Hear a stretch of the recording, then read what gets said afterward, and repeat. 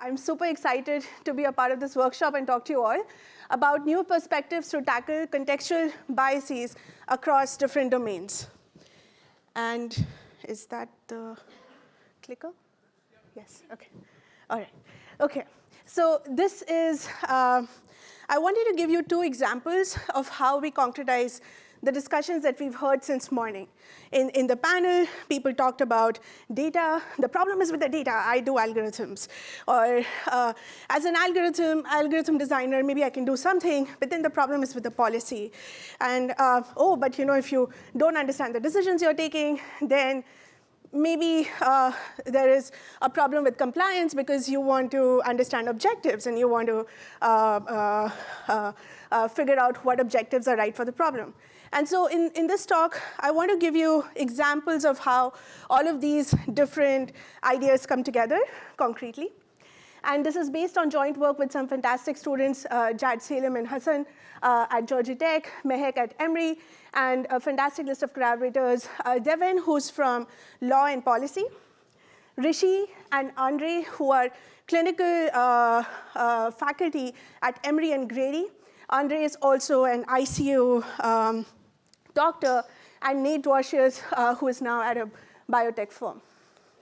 All right, so we've all sort of seen this since the morning, right? We have some data, we have a machine learning optimization algorithm, some AI that's happening, and there is some decisions that are taken on people, and we are interested in what is the impact of these decisions? Is it fair? Is it ethical? What are the social and ethical responsibilities of computing? And now, I want you to think about the following statement or the following claim.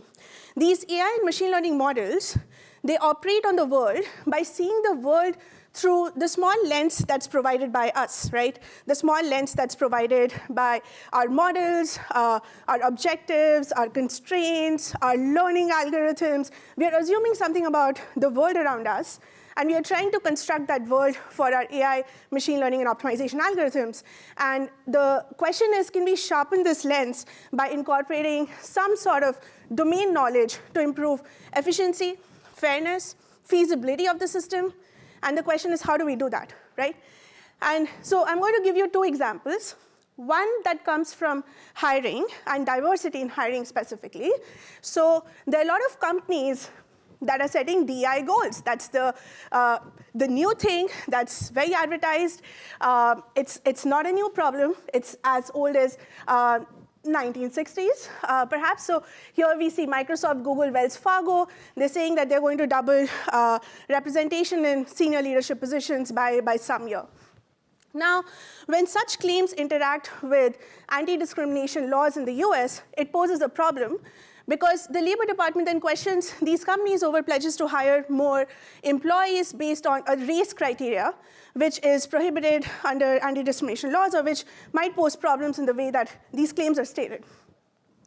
However, if these companies make too little action to check diversity, absence of diversity in the hiring pipelines, then they're again put under legal scrutiny, where in this example, Microsoft was sued for $3 million.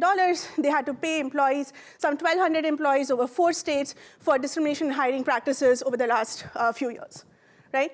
And the question is, okay, this seems to be a problem where data, algorithms, law, they're all sort of interacting with each other and sort of posing this impossibility. And the question is, how should a company like Microsoft or even educational organizations like universities fix underrepresentation in their pipelines without resorting to disparate treatment? Everyone with me? Good. So let's understand the domain's data problem. So there's something about the domain that's happening that we are completely ignoring in all of this narrative, right? The problem is that evaluations data are biased. They're a product of opportunities that we've received in life. They're a product of people who have taught us, product of people who have evaluated us, product of the way we are on different dimensions, the incapacity of people to rate somebody who's unlike any other data point that they've seen before. And there's a lot of examples of studies that say that there is Emily and Greg are more employable than Lakesh and Jamal. John's get better postdoc offers than Jennifer's. There's gender bias in academic recruitment, and the story goes on. And there are a lot of studies on that, and how algorithms can pick up on these biases and sort of now scale them, now deploy them across all the systems that we have. And the problem is that 97% of the Fortune 500 companies actually use these screening mechanisms. And now with the pandemic also hitting and the change in traditional four-year college degrees, we are going to have data on candidates that don't have very traditional profiles. And when these go through algorithmic screening algorithms, then the question is, are we now enhancing and proliferating this disparity significantly much faster? Yeah. Good. So let's go down again to the basics, right? Let's say you are all hiring managers, and you see two people. I have stripped the data of any name, demographic, anything, any other factors that might still more complicate the decision. Let's just look at these three factors. So you have work experience, GPA, part-time jobs, and which of you will say that the candidate on the right is better for the job? A slightly higher GPA, no work experience. Okay. Sorry, which school? Okay. We don't have that information. Good point, Dimitri. And so, okay, it seems like most of the people think that a slight drop in GPA is okay for a slight increase in the work experience, because that person on the left must have maybe not secured enough good grades, right? But now if I tell you what kind of job this was, maybe it was a waitressing job or something, which is completely unrelated to computer programming skills that a person has. Then as a CEO of a tech company, which one might you prefer? It's unclear, right? It ultimately gets down to who could have done the job, the skills that you're looking for better. But now if I slightly change the example and I introduce a work experience of 1 year for the first candidate, it becomes a much clearer decision, right? So this is something that's sort of coming from the domain. And to understand that, here's a proposal, right? That estimate errors in evaluating candidates and only allow pairwise comparisons when they're absolutely certain. So we should just acknowledge from the domain that sometimes, even as humans, we are not able to accurately compare two candidates. We are fuzzy, we don't know which candidate is better than the other. Let us make that lens sharper for the machine learning algorithm or the AI or the optimization tool to say, we actually don't know whether this data is better or this data is better. And the way we can do that is to model that uncertainty we have in evaluating these candidates. Okay, good. And so what does it look like in, let's say, 2 dimensions? So we have GPA in college and we have work experience. This is the nominal data for the different candidates. The colors represent maybe some different demographic backgrounds. And let's have a way of incorporating uncertainty, estimating this variability in the evaluations data, and then create an analysis, create a partial order which tells me that these candidates, the 2 green candidates, are not comparable because their work experience, their GPA in college, it sort of overlaps enough with the uncertainty in my measuring, in my metrics that I have. And so this is a line of work that's actually been very exciting. We've sort of thought about various ways of quantifying this variability in data and to decide if candidates are comparable. And now this changes the nature of data that we are putting into our machine learning and optimization methods. And so then it becomes a very interesting, even a technical question that, how do you adapt your algorithms? How do you adapt your neural networks? How do you adapt your optimization methods to work with this kind of data instead of numeric data? So let me show you an example of how this might work. So here, we've taken a data set called Aspiring Minds Employability Outcomes data set, which has computer programming scores by different genders. And the distributions of people attaining some computer programming score, they're normalized. They look very similar across the 2 genders that the data had, male and female. We fitted a machine learning model here to predict how good a new candidate would be at computer programming using the various attributes that we had for the candidates. This model picked up a slight skew in the favor of males. So with every other parameter being the same, if you flip gender, males would get 16 points more. So that helped us design a method that uses errors in the training distribution. And by normalizing those errors, we are able to essentially look at these point-wise scores that you see at the bottom of the slide, where for different candidates you see, let's say 1, 2, 3, and 4. We were taking these point-wise, we were able to take these point-wise predictions and evaluate the uncertainty around these predictions by studying error distributions on the training data. And this ultimately helped us actually look at the impact on this data set when candidates were selected in sort of an online model where you have to reject and accept candidates, and you cannot take back decisions and so on. So if you see on the rightmost side, if you did not do this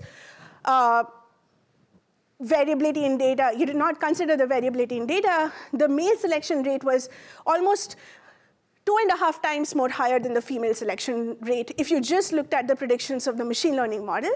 But if you look at the leftmost side of the plot, then there you see that considering these variabilities in the data, so really in capturing the domain information helped us get better selection rates across the two groups without imposing quotas. And this was very interesting because we didn't have to say that I'm going to look at the group of this candidate, whether they're male or female, and then increase their chances of getting selected. All I did was that I looked at what is the variability in my assessment of the candidate, given the data that I have, and considering being transparent about that already helped me decrease the disparity in the selection rates, right? And these results are consistent. If I shift the distributions of the two groups, I see a natural drop in the selection rates across the groups that are performing worse. So it's not that I'm giving preferential treatment to a particular group, but I'm just trying to be transparent about the uncertainties. And so this was very interesting because it did not involve the use of quotas, and it also helped me solve the disparate treatment problem. And so this went on into a series of papers where we argued that this machine learning and algorithmic pipeline that starts with the data to model to decision actually is feasible from a legal perspective. So here you see we actually have found very nice precedents with US anti-discrimination lawsuits that have happened in the past where the courts have actually allowed uncertainty in the measurement of candidates. If their interview scores were, let's say, off by 2 points, then they did not make that approach valid to prefer one candidate over the other. Good. Now, we are in a session that is a healthcare session. We just talked about hiring. And so let's see how we can extend these ideas to healthcare. Good? Everyone with me so far? We did some bias in hiring, and now let's go to healthcare. OK. So here, we're going to look at prediction of critical diseases, where the incidence of the disease in a patient population is very small.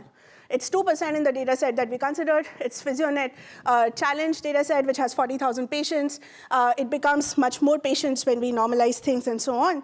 And we are interested in predicting sepsis, which is a leading cause of morbidity globally. And estimated cost to the US healthcare system is around $24 billion. And so sepsis is this condition where patients who are in the ICU, they start having multiple organ failure. And by the time the doctors detect it, it's probably too late to intervene. And so in this case, this is actually a very nice, a very important prediction problem that directly impacts lives of people, where machine learning algorithms might help flag patients to doctors that, I believe that this patient might, the trajectory might lead to septic. So OK, good. So we want to use machine learning algorithms. And now we come back to the domain, right? The data that we have on the vitals, the data that we have on the labs, the kind of care that patients get. There is a lot of documented evidence that there is some bias in healthcare and challenges and opportunities. And for instance, this example here, the racial bias in pulse oximetry. So patients who are darker skin toned, for them, just the simple test that measures oxygen using the blood flow is less accurate on darker skin tones. It's not that the technology is trying to discriminate against people, but it's just an artifact of using a visual camera for that, right? And so we have all of these errors. And the question is, OK, now if I want to do machine learning, how do I incorporate some of these errors or this knowledge into our decision-making pipeline. Ultimately, I don't want a model that blatantly ignores all of the errors that occur in EMR data and reflect in the decisions that I take. So here, the domain experts have shifted from being evaluators to being clinical scientists. And then we basically looked at how they are able to correct the errors in data using some constraints where they say, if the lactate is greater than 6, then probably the bicarbonate is less than 0, or if the pH is less than 7, then this happens or that happens. And once we are able to assess these constraints from clinical scientists, then it gives us a way forward to capture that clinical domain knowledge into understanding the impact on machine learning pipelines. Dimitri, how much time do I have left? 5 minutes? OK. All right, good. So what we did was we worked with clinical scientists at Emory and Grady and basically got a list of these constraints to assess what are physically possible data. So we assessed a mathematical constraint region that identifies that for a heart rate vital, you can only have values between 30 and 150. Otherwise, if it's below 30, the patient is likely not alive. Right? So we had physically possible constraints. And we also identified a set of homeostasis constraints, which is what does a normal physiology look like from an ICU perspective? What is a patient who's not critical? What does their physiology look like? And we try to model this using a bunch of mathematical constraints that are not as nice as you see in the picture, but they're non-convex. And so now then, we propose the following. And this is actually going to work very well in our experiments that I'm going to briefly talk about. So as the new patient data comes in, we find what is the least distance data within the physically possible constraint set that we have. And the corrected data is actually the data that is even physically possible. Like it's not, we are using this as a corrective mechanism for errored EMR data. And now we study what is the distance of the corrected data from homeostasis. So what is the distance of the corrected data from a normal physiology? And that gives us a proxy for how sick that patient might be. So by combining these two meta information about our data sets, we are able to do a bunch of interesting things with normalizing data and push it through a machine learning pipeline, where we already see the impact over imputations or over other ways of correcting this EMR data. So we already see that using diastolic and systolic blood pressure here, you see that MAP is corrected much better than what you would have expected otherwise. And the impact actually shows up in predictive accuracy, which is what you see here in this slide. So we are able to get a very high precision and sensitivity to sepsis patients, even though this data set was very imbalanced. And even though we had errors in the EMR data, we are able to get over all of these hurdles significantly by using domain constraints that are captured as mathematical constraints. And this improves over the state of the art significantly. And so let me stop here with the summary. Sorry, the last part was a little bit rushed. But we basically talked about how to incorporate domain constraints in hiring with biases in evaluations data, and in prediction of sepsis with where we want to correct EMR data, where clinicians are able to look at the data and say, this is probably an errored value, but we wanted to incorporate that knowledge for our machine learning pipelines as well. Thank you.